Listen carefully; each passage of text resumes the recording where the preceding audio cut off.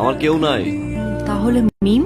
8 বছর বয়স থেকে এতিম, তারপর থেকে ওর লালন পালন সবকিছু আমিই করি। খুঁজছিলেন কাউকে? অটো খুঁজছিলাম। এখন কিন্তু আপনি আবার রিকোয়েস্ট করেন না আপনার বাইকে উঠতে হবে। রিকোয়েস্ট করতে হবে কেন? तेरा नाम दिल रख दिया धड़केगा तू मुझ में सदा मैंने तेरा नाम दिल रख दिया